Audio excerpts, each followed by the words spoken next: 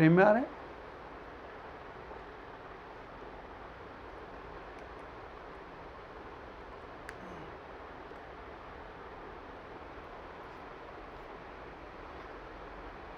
शोध यात्रा में आवश्यक नहीं कि जो कुछ हम ढूंढ रहे हैं वो मिल ही जाए। क्रम बामन डरावना मार्ग। शोध यात्रा में आवश्यक नहीं कि जो हम चाहते हैं वो हमें मिल ही जाए। हम कितना ही प्रयास करें, कभी कभी सब विफल हो जाता है, लेकिन यादें छोड़ जाता है। रायपुर के पास गरियामंद में श्री बलराम सिन्हा ने मुझे बताया कि उड़ीसा में नरसिंहनाथ जी का मंदिर है और मुझे लगता है कि आपको वहाँ जाना चाहिए। भगवान श्री राम वनवास काल में वहाँ आए थे, ऐसा मैंने सुना है।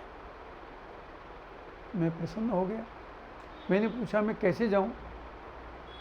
बोले बस से तो आपको आने जाने में 3 दिन लगेंगे। तो क्या मार्ग है? बोले यहाँ से किस बाइक से या स्कूटर से आप जा सकते हैं। मैंने कहा व्यवस्था? उन्होंने कहा व्यवस्था कर देंगे। सरस्वती शिशु मंदिर के एक आचार्य शुक्ला जी थे, बड़े उत्साही युवक, बड़े मृदुल स्वभाव के। जो उनको बुला के पूछा गया कि क्या आप जाने को तैयार हैं, तो वो सहर्ष तैयार हो गए और बोले इस कार्य में मुझे ही जाना चाहिए, मैं चाहता हूँ मैं जाऊँ। बंधु, मार्ग पर चर्चा हुई। बलराम सिन्हा जी ने बताया कि एक मार्ग 110 किलोमीटर का है, लेकिन मार्ग बहुत टूटा फूटा है बाहर से सुरक्षित मार्ग।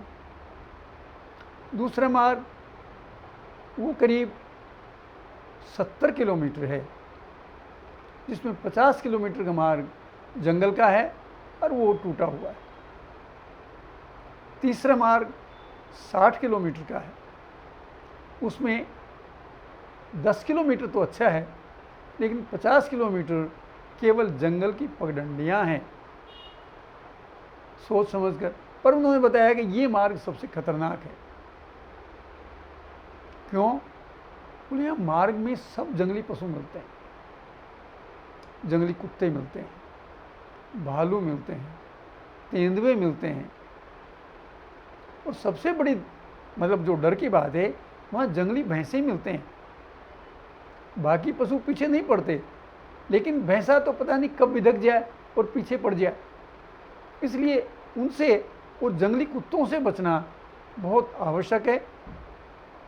मैंने कहा ठीक है भैया, इसी से चलेंगे।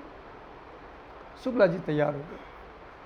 हमें चेतावनी दे दी गई कि इतनी जल्दी जाना, इतने जल्दी आना कि वापसी अंधेरा होने से पहले आप जंगल का मार्ग पार कर लो। बंधु, यही सोचकर हम चले।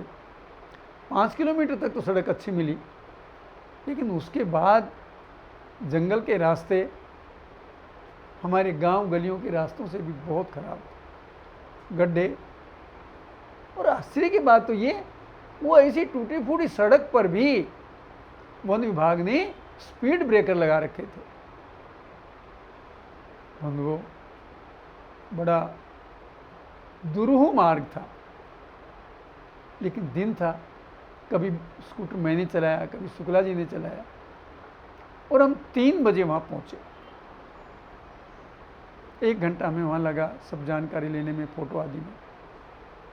4 बजे चले, लेकिन हमारा दुर्भाग्य देखिए, हमने जब जंगल में प्रवेश किया तो सूर्यदेव अस्ताचल को जा चुके थे, अंधेरा गिराया था। हमें बड़ा बार बार चेतावनी दी गई थी कि अंधेरे में जंगल में नहीं जाना। उस समय जंगली पशु शिकार पर निकलते हैं और आप खतरे में रहेंगे, लेकिन हमारे हाथ में कुछ नहीं था। जंगल में प्रवेश करते समय ही अंधेरा छाने लगा था। शुक्ला जी ने कहा अब क्या करें? मैंने कहा आप ही सोचिए।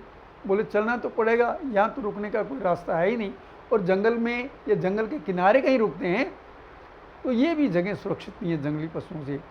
हमारे स्कूटर की हेडलाइट ठीक जल रही है, कोई पशु इसके सामने प्राय नहीं आता, भैंसे को छोड़कर।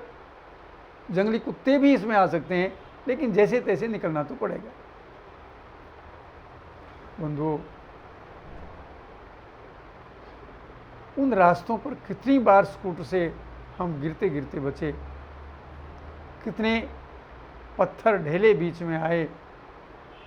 तब मुझे महसूस हुआ कि इन रास्तों पर लोग जो बाइक लेते हैं बड़े पहिए की, हमारे पास तो बजाज का स्कूटर था छोटे पहिए का, किस तरह हम वहाँ से निकले।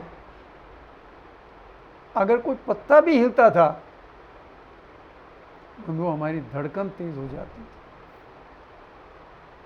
लेकिन जंगल में रास्ते में छोटे छोटे जानवर बहुत मिले, कहीं लोमड़ी, कहीं खरगोश, कहीं ऊदबिलाव।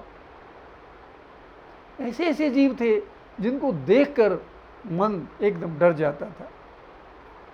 दूर से छोटे पेड़, कोई भालू दिखाई देता था, कोई भेड़िया दिखाई देता था, कोई कुत्ता दिखाई देता था और कोई भैंसा दिखाई देता था। हमने वो रास्ता, जंगल का रास्ता 50 किलोमीटर जल्दी जल्दी करके करीब 3.5-4 घंटे हमें लग गए। और हम जब जंगल से बाहर आए तो महसूस किया कि आज हम जिंदा बच गए। दो, इस यात्रा में ऐसे ऐसे भयंकर स्थान, ऐसे भयंकर मार्ग, ऐसी खतरनाक परिस्थितियाँ देखने को मिली, लेकिन हनुमान जी रक्षक थे, वही सबको बचाते हैं। उन्होंने हमें बचाया और कोई दुर्घटना नहीं। जय श्री राम।